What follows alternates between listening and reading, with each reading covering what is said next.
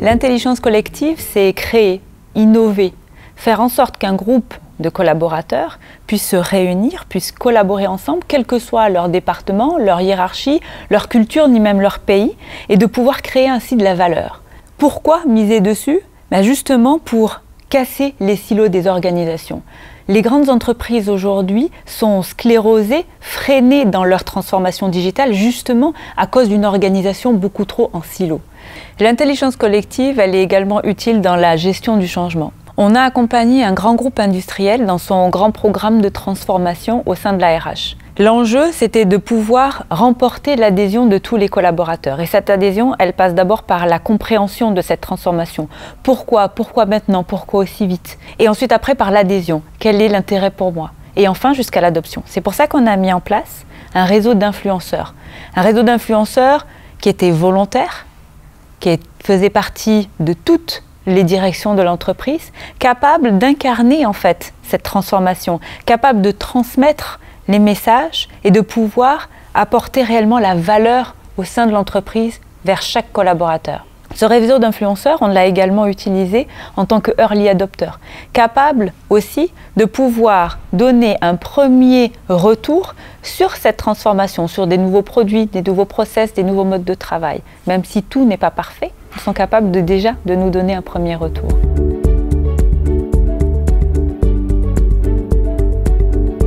À l'ère du digital, la montée en compétences, elle est primordiale.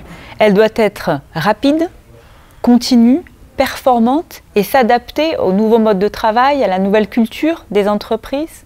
Aujourd'hui, la direction de la formation n'est plus en capacité, avec cette organisation très centralisée, de prendre en charge toute cette montée en compétences. C'est pour ça que l'on doit passer d'une stratégie de formation à une stratégie de compétences. Une stratégie de compétences qui doit être en ligne avec la stratégie business. Déjà à court terme, opportuniste, agile, capable de réagir très rapidement à des changements ou à des montées en compétences rapides.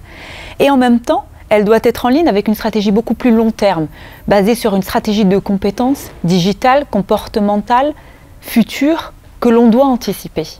L'entreprise doit vraiment accompagner les collaborateurs pour qu'ils soient plus proactifs et leaders de leur propre montée en compétences.